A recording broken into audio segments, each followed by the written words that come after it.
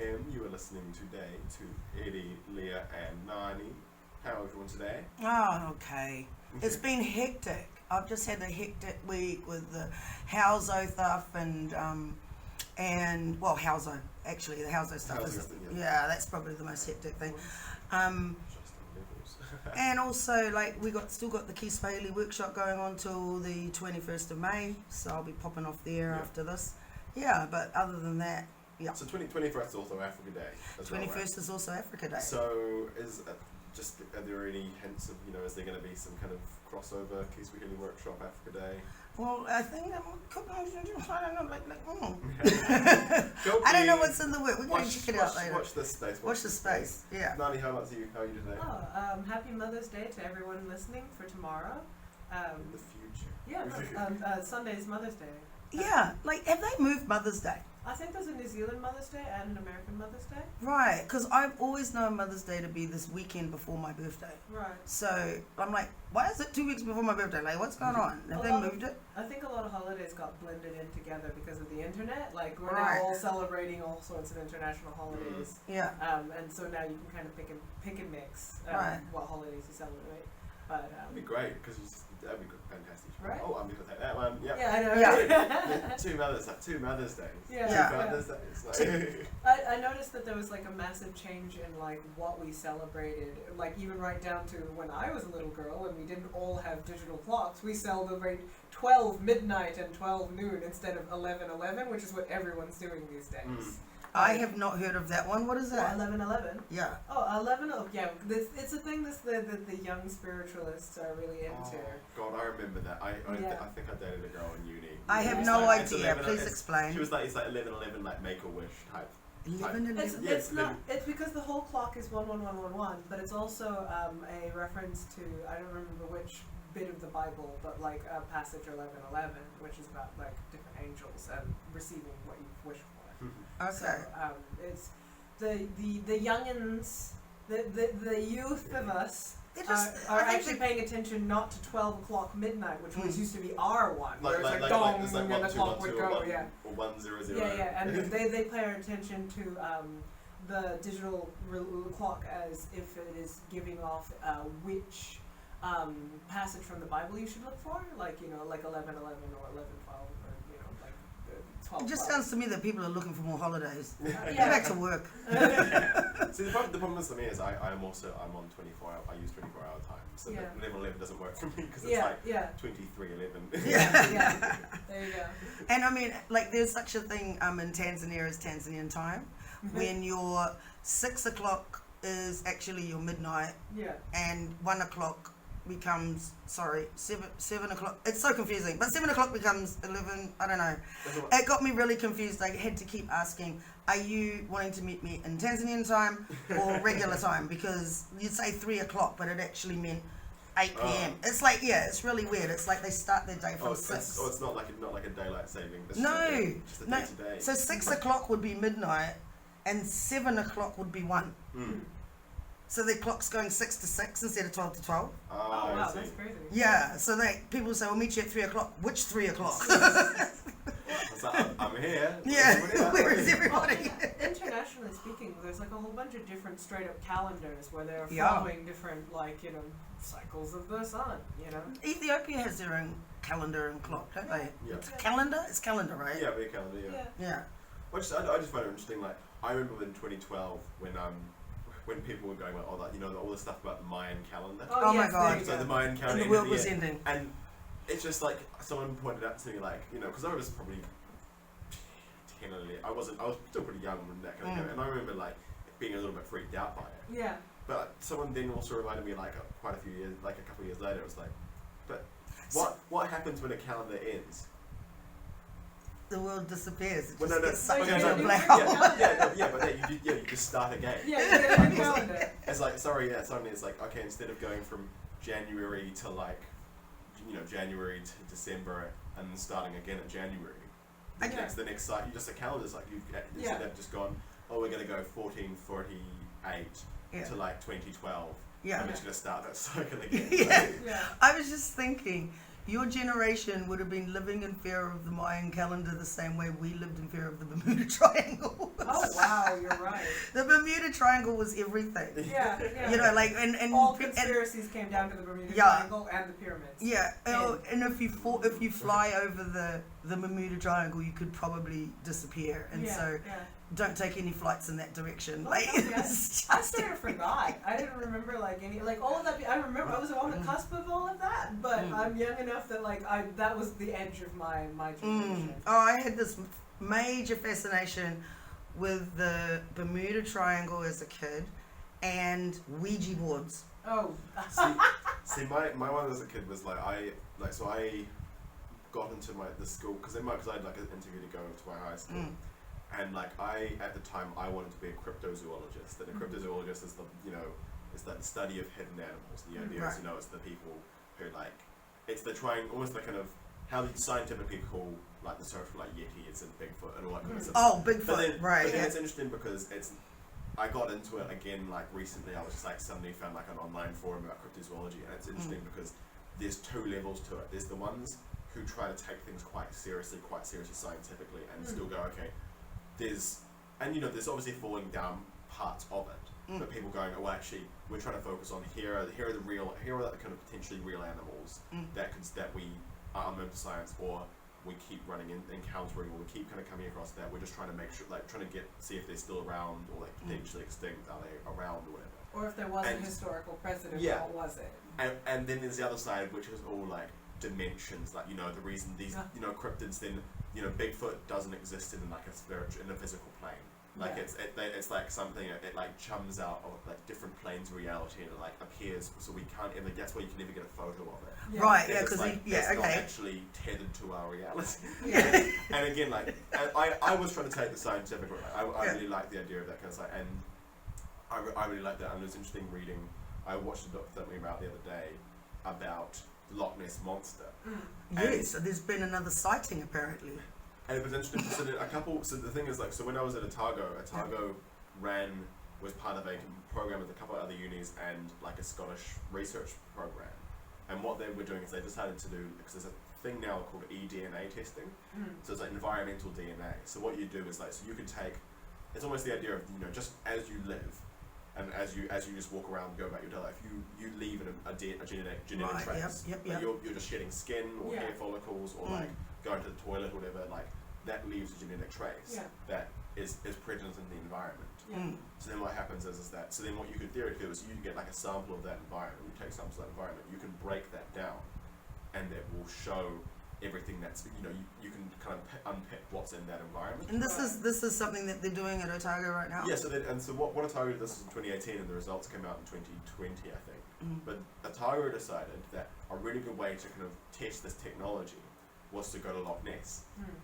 And test this and be if there is an unknown creature in the Loch, it would have its DNA somewhere. Then theoretically, and it's still around. We can take water samples. We can take kind of cell samples, whatever. And it should have a genetic trace. I didn't find anything. Right.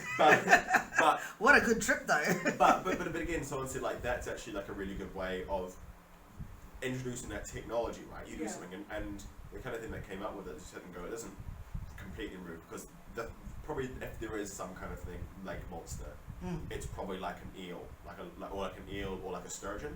Because have you seen sturgeons? Yeah, it's probably eel or a sturgeon, because they have gotten trapped in the loch and they just haven't been able to get out to sea or get out to breeding grounds. Sturgeons can get pretty big. And sturgeons will do this thing where they'll almost walk on their tails, so they'll kind of rear up underwater. So someone's and they'll move side to side. Someone's actually that could look like a snake head or a plesiosaurid, that kind of serpent head type thing. But that's probably more likely than actually. But on another thing about environmental DNA, there's not conspiracy, but there's a plan to go around different Pacific islands and try that they think Amelia Earhart disappeared over. Oh yeah. And essentially, if we can theoretically take samples from this, there will be trace amounts of her DNA that we could theoretically use to work out if where she crashed. I like the way that they've taken I want to be kind of PC about this, but it feels like they've figured out a way to do paranormal stuff, but with real science. Yeah. Well, I think it's probably a good way you can look at it. Like, you know, you want to kind of you want to test this technology, you want to kind of show this technology works, you want to do something, and I think it's a good way to kind of do that. Right? You go, well, let's look at this. It's like when they had a thing where they said essentially if you've got Bigfoot or Yeti, what you think maybe samples of Bigfoot or Yeti bone or hair or anything like that, literally send it to us. We will test it for you. We will test all of it. It almost exclusively was like goats or like known animals, like for the Himalayas, like Yeti DNA, or ended up being like goats and like types of bears. But they did find an extinct type of bear that had been present in the Himalayas 10,000 years ago. Right. That they're like, oh, this is probably where this kind of comes Yeti from. thing came from.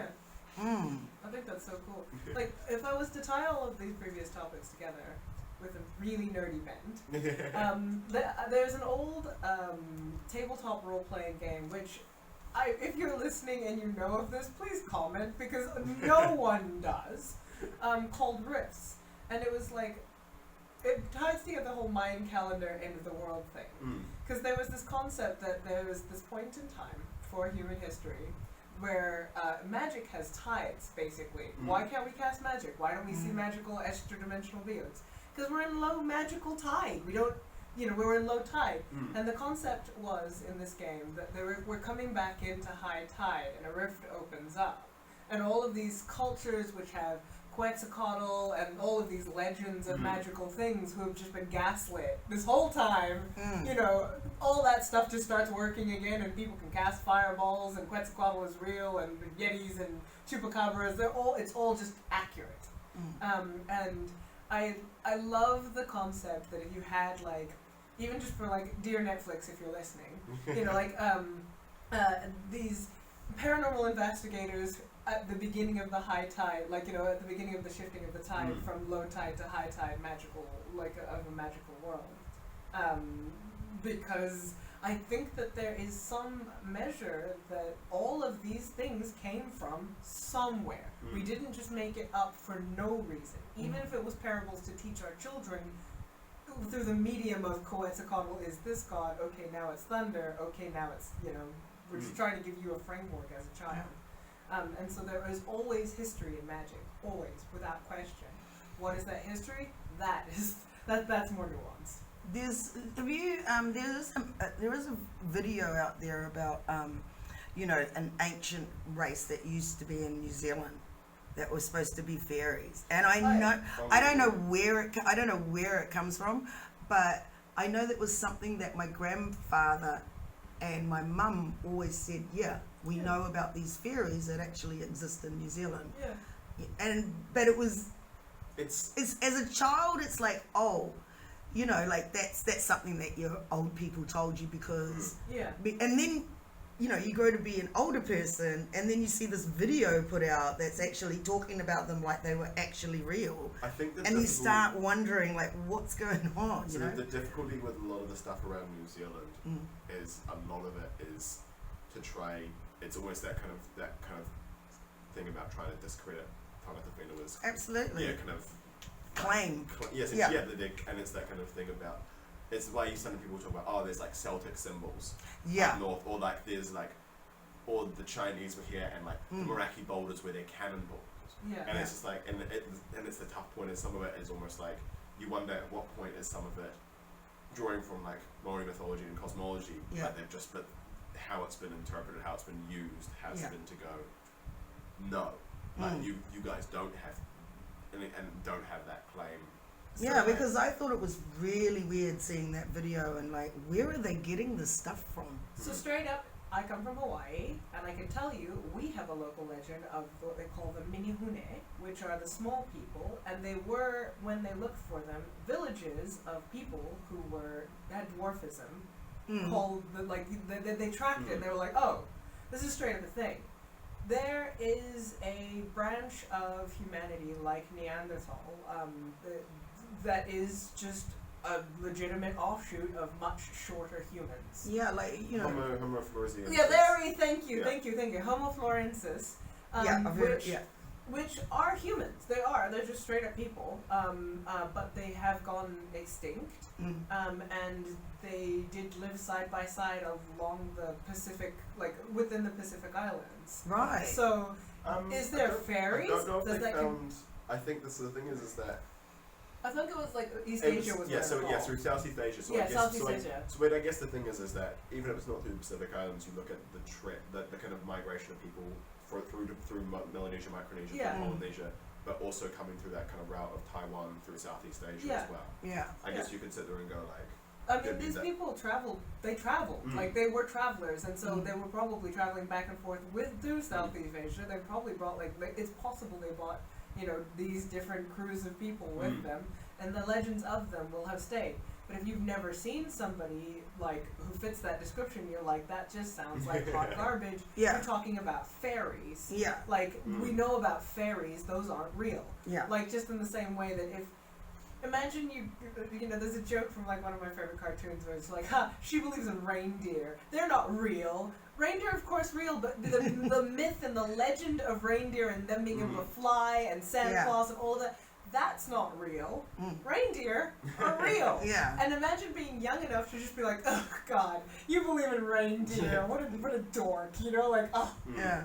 Yeah, and so that I really do believe that like there's this like really weird, muddy, blurry bit in terms of what is superstition and what is actually just proper history, just recorded wrong. And I think that's one of those things is that, like, we look at the past 10,000 years of human history, and probably like for Aboriginal people, like, and people globally, there's like people like 50,000 years. In America, there's probably about 20,000, 30,000 years. 80,000 actually Australia, which is mind-boggling. I thought it was 60,000. 80. I think it's one of the ones that keeps being pushed back. Right. Like, I wouldn't be surprised. Oh, they push it. I think it's one of those ones that they but I always find it interesting because in that, like, you look at like stuff like woolly, like mammoths. Yeah. Mammoths only died out within the last 10,000 years. Yeah. Right. So the whole kind of thing is, and someone said like, you look at Hercules, right? And you look at stuff like the Nemean lion, the huge lion with the unpenetrable hide. Well, we had evidence that there was a European lion, cave lions, and they were huge. Like cave lions about probably almost twice the size of modern day lions. Yeah. Right. That, unless you consider the embellishment is probably impenetrable hide. But the thing is actually you could sit there and go, it is the Nemean lion, a report of European lion populations. Yeah. Like, because and that story's just been passed down, and obviously then it's become it's been associated with Hercules, but it's actually based off of our last contact with something within the past 15,000 years. Yeah. Right. Yeah. And I just find it so, like, when I got to Australia, because I did anthropology in Victoria, and when I got to Australia, I kept on being shocked over and over and over again. It's such an old country. And the culture's so old, and getting to know Indigenous people there, and them telling their stories from their country, because if you've seen the Aboriginal map of Australia, it's broken up into like I think about 300 something countries, and telling their stories from their countries, like really blew me away that our University of Victoria never ever touched on Australia. We did things around Australia, but not Australia. So you're like, how come we didn't know this? How come I'm getting here and we didn't know? I've just finished my degree and had no idea about these things happening there. I had the same exact statement about dear university, dear primary education. You put me through sex ed 6 or 7 times. Why did I not know all of these things I now know, thank you the internet, about my follicular and my luteal phase in concert with my ovulation and etc. phase?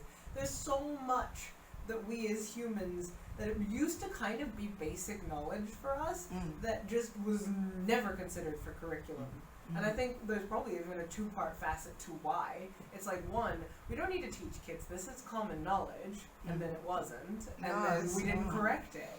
Yeah. I just think on the Australian point, like it is interesting because people still say this thing about, you know, Indigenous Australians are like, they're the most unchanged culture. Oh, yeah. Which is a lie. Like, yeah. Is that the whole point? Is that people say, like, you know, I think it's not so much unchanged as unbroken. That's what Indigenous people say about themselves. Because that's the thing I always find, and it is that kind of thing about, say, they didn't have agriculture, but there's actually a lot of things. But they do. But there's a lot of things that we actually, depends what you define as agriculture. Yeah, and exactly. you can say the same through like places like New Guinea and that sort of thing. It's that kind of line of, you know, maybe people aren't harvesting in fields or like having crop rotations in fields, but you could put them in a grove of trees and they could say, my grandfather planted that tree, my father planted that one, I planted this one.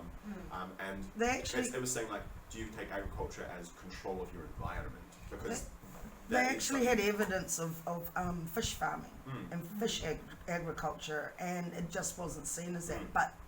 But then when you look at how Australia colonial history has gone, that has been all a project of absolute decimation of Aboriginal people. And one of the things that really shocked me was when I started working in the outback on mining and stuff like that.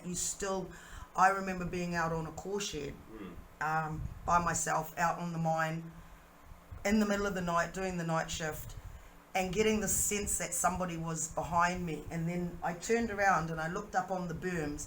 You still get country guys, you know, old fellas, still doing walkabout. They're walking through, and I could see him standing clearly with that. And had my headphones on, and I'm doing all the core cutting and pushing all the core through, singing the loudest. And I turned around and like, oh, cool, got an audience. So I start singing louder, and I'm like I could have let it creep me out. I know that some people on mines would go, oh, this is figure, I got a call, blah blah blah. But I was like, no, he's just watching out for me, you know.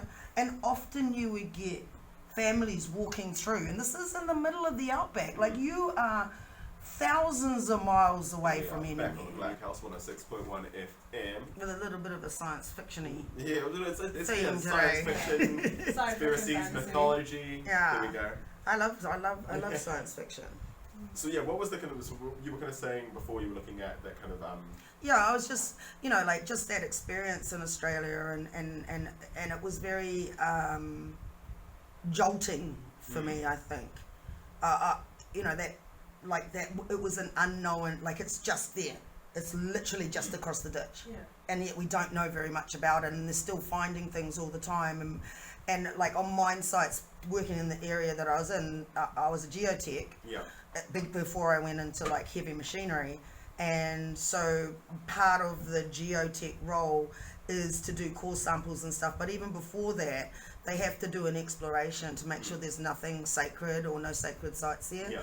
And sometimes you just felt like you would come across situations that didn't feel natural. They felt like they'd been organised, you know. But that would cause a lot of problems on a mine site.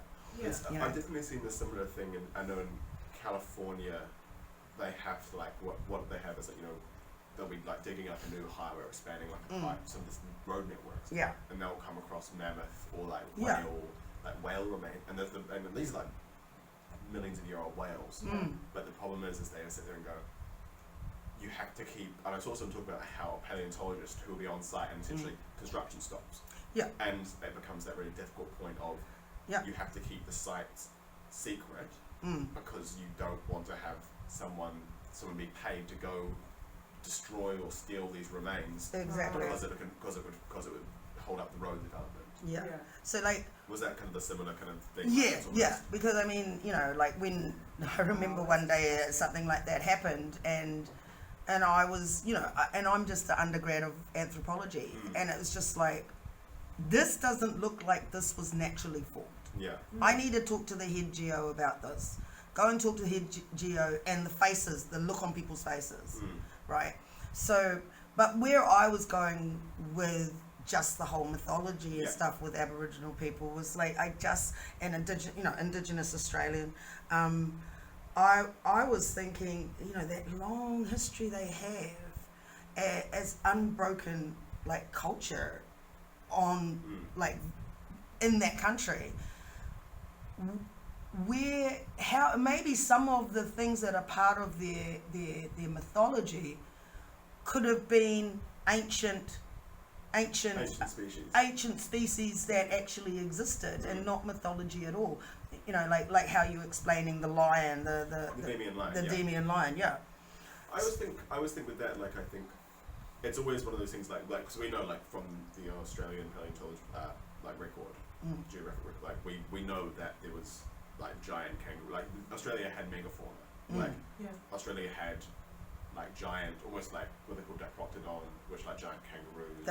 They have weird fauna and weird. And it's weird because all, the majority of their mammal life are marsupials. So you had all these kind of marsupial creatures filling in these kind of gaps. Yeah.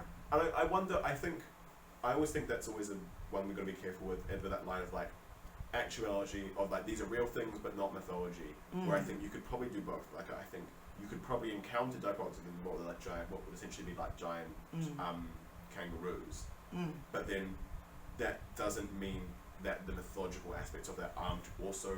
That's almost like because I think that's what we're going to remember as humans. That's sort of an erasure of the mythological because you found the scientific.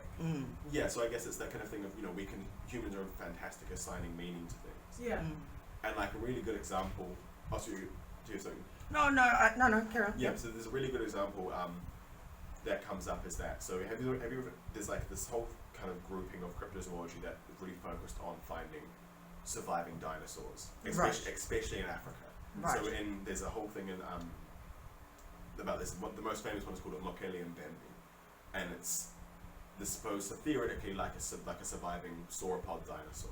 Right. But the thing is that with that is that there's no real basis to say it's a dinosaur, like and it's one of those things where it's almost kind of probably a colonial creation. But someone was saying that the problem is that if Mokele Mbembe does exist, it is probably a spirit, like relevant to the people living in that area, which is that to them that spirit is a fact of life. Like this spirit is a very present thing, but it's not necessarily a physical creature. Right. And I think that's always the thing that comes up with mythology is like, and also the thing with the whole idea of Mokele Mbembe being a living dinosaur is essentially the majority of people who go searching for it end up being creationists who think if we can find a living dinosaur, we can prove Earth is 6,000 to 10,000 years old, and the Garden of Eden. Essentially, it's like it just proves our worldview. Right. How does that prove their worldview? Because it would go into the idea that humans and dinosaurs coexisted. Yeah. Which is like a big part of what they think is like, dinosaurs, humans, Earth was created as it is, so anything we find, any dinosaur remains we find, are only 10,000 years old. Like, have like a very set kind of date to it. But the thing is that comes up with it is that it's almost like the assigned meaning to it. But also I always think like, and I think you're probably right, they're probably, Australian historical record probably will show that there are probably giant, especially big versions of existing Australian creatures that were present when Indigenous Australians arrived in Australia. Yeah. Well, I know. But then there's also that layer of we've probably added meaning to that as well. Yeah. I know when I travelled from Perth to Zimbabwe, what I found really odd when I got out of the plane in Harare was the soil was the same colour as the soil in Perth. The flora and fauna was the same as the flora and fauna in Perth. The animals were all different. Yes, it was different, but the similarities were kind of, you have this what's going on here moment.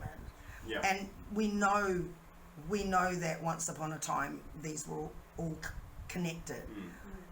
What was the WF moment is that it still looks so similar. You know what I mean?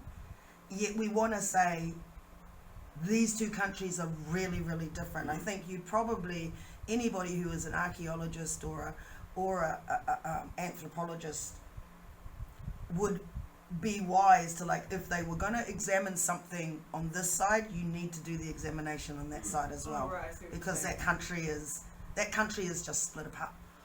The name of that like massive continent just escapes me. Like we have Pangea. I think the thing we do is it Pangea or Pangaea? Pangea. Pangea. Okay. But I think the one thing to be conscious of with that is that continental split from was had largely like sort of the continents as they are today were generally in the positions that they are today by the time the dinosaurs went extinct. Yeah. Right. So from a human contact point, it wasn't like the humans were there as those No, I humans. didn't. Yeah, I didn't think the humans were there. But I think the other thing is it's a really good way of looking at ecosystems, right? You sit there and go, if you have your entire ecosystem, which starts with your plant life and then your kind of small herbivores, your larger herbivores, and your large carnivores.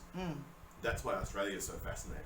It's because you've essentially you have all these kind of species that fit into the same niches that other species do, that a lot of the rest of the world kind of has similar lineages. So you have dogs everywhere, but then so you have wolves, like dog breed, jackals, foxes, but then in Australia you got the dingo. Yeah, well, no, pre-human.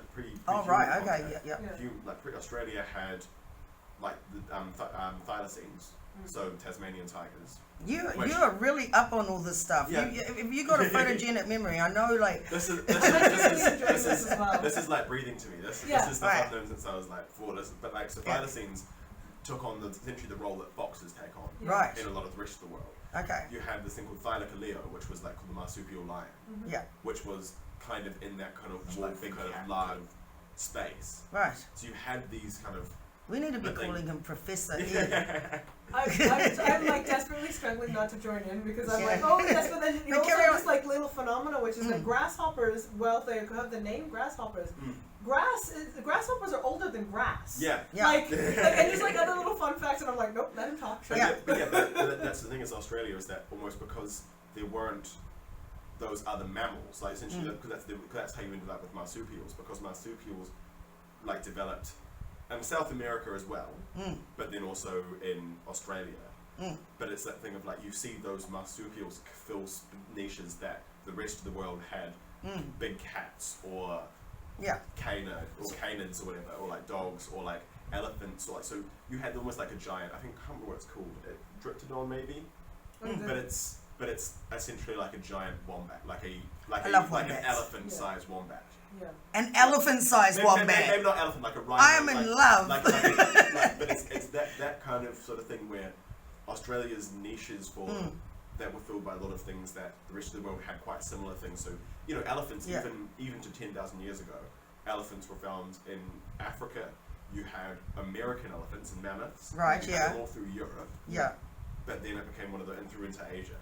But it's the thing. But then because that niche didn't exist, because elephants didn't exist in Australia, you had marsupial creatures that grew to fill those niches, to fill those space, that environmental space. I'm just thinking a hippopotamus-sized wombat, or I would want one. I love wombats. They're deadly as hell, but they're so cute at doing it. Well, we think you look at Komodo dragons. We were just talking about that. Komodo dragons. So there's Megalania, which was like a Komodo dragon on steroids. Yeah.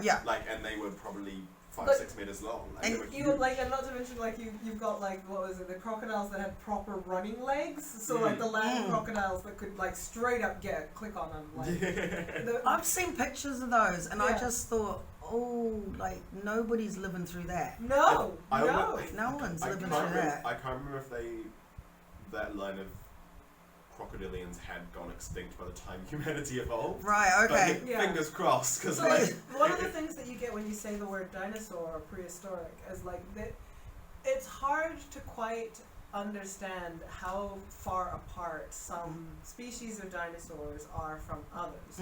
I think it's the Tyrannosaurus Rex is closer to us than it is the sort of a megalodon. To Stegosaurus.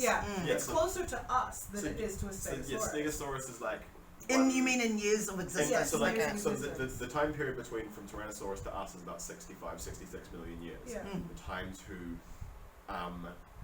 Stegosaurus is that there's 150 million years in between Tyrannosaurus Rex and Stegosaurus. And if we were going to bring all this back to science fiction-y creatures, and there's such a wealth of stuff that could have been in the natural world at one point of its existence that make fantastic bases for science fiction-y type fairy fantasy stories. To literally what I do as a monster maker, Right. When I write my fantasy adventure shit, 90% of my job is okay, what would scare the crap out of me if it was still here, / existed / could breathe fire? Yeah. And I'm like, there are just so many options. A bung of arrow things that on- if you let them breathe fire, would scare the actual shit out of me. Yeah, a bung arrow is a big, massive lizard that lives in the outback and it's on a lot of the mine sites I was at, and they can grow quite big. But a bung arrow on steroids that could breathe fire would really do it. That's all you need to do.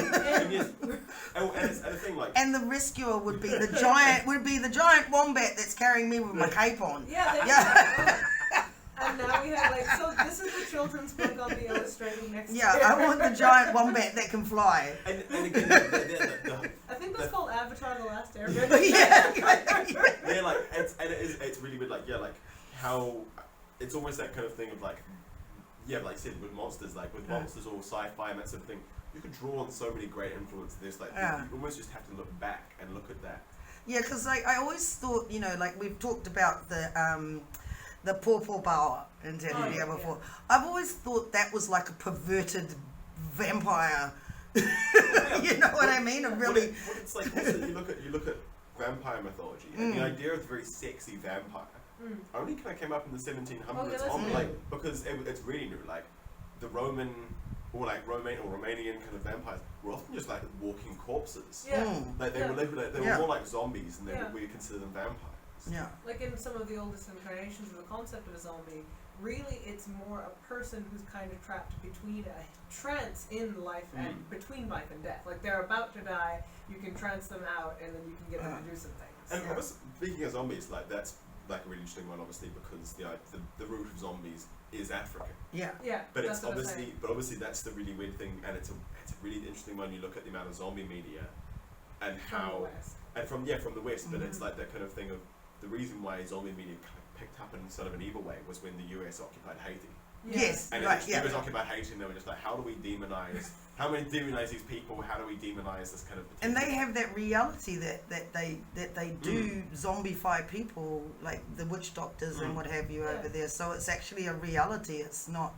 And I don't know, like with the tox. Did you see that the Rainbow and the Serpent? Have you ever seen that video about the guy that it's a movie about the guy that anthropologist that went to find out what was the formula to it's a really old movie from the 70s or 80s. But it's really interesting because you look at the amount of zombie media, and it's just really tough because obviously the whole point of you're not saying zombies were a good thing, but it's really interesting how. And also you look at something like the Night of the Living Dead, how zombies have always had this kind of, or was it Dawn of the Dead? Yeah. Well, like Romero's one, which have these really specific racial undertones to them. Yeah. Because the whole point of is it Dawn of the Dead or Night of the Living Dead? The whole idea is that it's almost like there's the black character who's kind of the whole thing, gets through the whole thing and then gets shot by a group of white people at the end of the movie. Yeah. Like white survivors. I haven't seen that for decades. Yeah. That was like a really big movie in 70, 80s. But it's really interesting looking at how that zombie and especially in the modern era, how that zombie narrative has shifted from one that was specifically like a racial narrative to one that's become much more about disease and about human progress. It's kind of funny that you should say that. I used to be terrified of zombies because as a kid, the initial spark was my brother made me watch and play. He would only play Resident Evil. And if I wanted to hang out with him, I had to watch him play Resident Evil. So I had this terrifying phobia of zombies that persisted into my adult years. But I actually realized, and this is I'm gonna do it anyway. But I realized that one of the reasons why it persisted into my adult years was this terrible fear about racism as a parable to the virus of you can take someone who likes me, turn them racist, and then now they want to kill me. And I was carrying that from childhood. This concept that, all your friends and all these people around you who just turn on can you. just turn on you and suddenly they just want to eat you. And when I actually addressed that, what my personal fear of it was, and I actually sat with a friend and we talked about it, I stopped having zombie nightmares and I stopped being afraid of them and I stopped completely. So I guess that's so weird. Right? I've thought about that concept as well, but I didn't think about it in zombie, not in zombie terms, but I thought like that's how it works. People can like bite you, and then like you. And you can get the same thing because, like, I mean, I think it's because you're like a woman, and so you have like that woman gossip circle, and all of us, I think all of us have had this experience, but it's especially prevalent as women, where you are hanging out with somebody, and then somebody got an earworm into them, and now they won't talk to you. / they look at you funny, and you can't be like, okay, well, I mean, if I've done something wrong, just sit down and talk. No, we'll have none of that.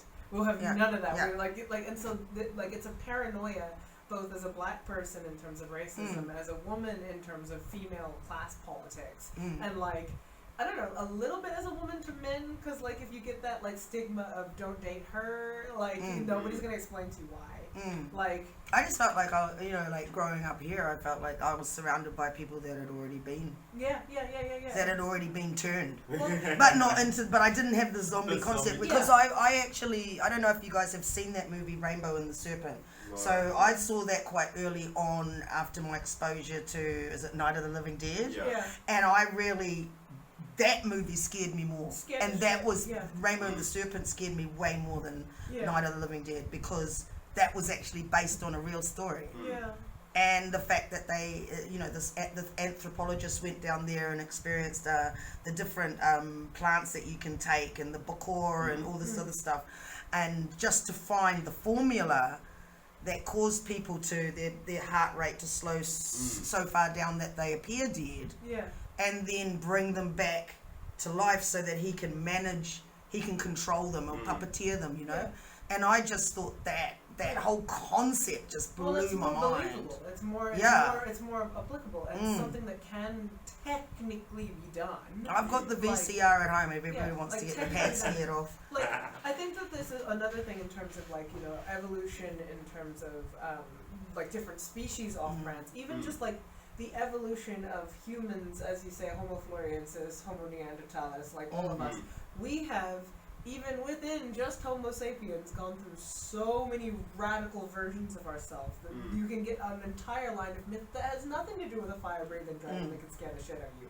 a la zombies and vampires. I still want the wombat, the giant wombat. I'm still thinking about that wombat. Because we've got 5 minutes to go. Right. I saw something, and it was a really good explanation for why Bigfoot probably doesn't exist. Oh, and don't break my heart like that. And so the basis of just to bring it back to like, I guess we've kind of just been like a funny episode like of like OTP. Of it's like, just what I'm looking at a man. Big, tall, hairy, brown. the idea. Way older than the idea. The thing is, the reason why someone said that Bigfoot doesn't exist is that because someone was talking about like and it's the idea that we don't find remains. And the whole thing is, and the thing is about it is that people say, okay, but then what happens is that it's not just, we don't find Bigfoot remains in the woods, but there's an idea like, we don't even find Bigfoot poop. What do we, but then someone, I read something that was talking about when there were about 50 Florida panthers, which are a type of like mountain lion, like when there were about 50 Florida panthers in existence, on average, 2 of them are getting killed by cars every year. So someone was saying, Bigfoot theoretically would have to be a species of ape that has been in the US about as long as humans, if not longer. We don't find that anything in the fossil record. Like you look at, and especially because everyone, Bigfoot sightings are across there's so many Bigfoot sightings across the US. For that range, the population would have to be so big that we would be trapped. Someone would be getting trapped. They're being shot. They would be being hit by cars. There would be contact of some sort. And it's someone's saying like, and it's the whole thing of like, there's in California there's La Brea tar pit, which is big tar pits, and we have found like dozens of mammoths, like hundreds of like small carnivores, but there's nothing. Like we found like one human remain in La Brea, but it's that kind of thing of like, there's just no evidence. There's nothing in the fossil record like that is. And again, that could change. We could find something that does say, actually, maybe there was a type of ape, or another primate, or again, probably like the yeti, a type of bear, like another species of bear or whatever. But the thing is, it's like there would have to be some kind of evidence. They would have to find something, because for the amount of Bigfoot sightings and the range that people say Bigfoot occupies, there has to be something. You just wouldn't find nothing. Because so who is making all those movies and videos and photographs? And what is it, Eddie? It's Photoshop. And the other big thing is people say people always go, oh, Native Americans knew about Bigfoot. People actually, and I saw a breakdown. I want to look into it a little bit more, just because I just want to just kind of make sure I'm doing my due diligence on something. But someone was saying actually, Native American populations all have their own different myths, and not all of them are about. Some of them they talk about giants, but they're actually blue. Yeah. Some of them will talk about some of them will talk about little hairy people, but they're really short. Yeah. But there's not like a consistent Native American myth or story or aspect of their folklore that consistently cosigns the idea that there is a giant ape living in the US. Right. Well, so what's our time? Yeah. Okay, we got 2 minutes. Professor Ed. So we've got like half a minute. Like we can probably do like closing up. But like, what's everyone's kind of favorite kind of conspiracy theory? Just like 2 minutes, like break. Are you no? That's too much. Like no, I can't. Like, narrow it down to just one. I can't stop at just one. Well, one is my giant wombat. I want it, and I'm going to start my conspiracy theory right now. Where can we find it? There is also giant in South America. They found giant sloths. Oh yeah, I love those. Like they're called Megatherium. No, sloths.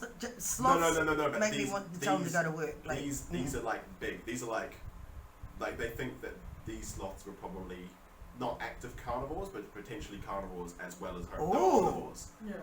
But they were these big sloths, and people think that if there is another species, like a large species that still is in existence, these might be one of the ones that's quite believable. Yeah. So you might not get a giant wombat, but you might get a giant ground sloth. All those skeletons are so terrifying. Aliens. Aliens is my conspiracy theory. I love anything alien. I want better alien movies though. Yeah. I think they're really letting us down on that. I can pick one. So like it's the simulation theory. Like this whole thing is like not just the Matrix. The entire thing is just one massive weird simulation. Actually. So this has been like a real. I feel like we're gonna have to. You got to throw down one down before we go. Yeah. Buy one. Oh jeez. You got seconds. So the clock is ticking. I don't know. I'm gonna hold that one. I'm gonna as the kind of man behind the desk, the man behind the chair. The man behind the chair. I'm gonna hold on to Professor that. Ed behind the desk. I'm gonna hold on to this one until our next conversation. Sounds good. Alright, this has been the Blackhouse 106.1 FM. This has been Eddie, Leah, and Nani. We hope you guys are having a fantastic Saturday. We absolutely do. And Look for my giant wombat. I want it. That's so bad. Stay to all the mothers. I just want to face plant into a giant wombat. Alright, we'll see you guys next week. This has been a very random episode, but I love it. See you guys next week. Peace. Thanks.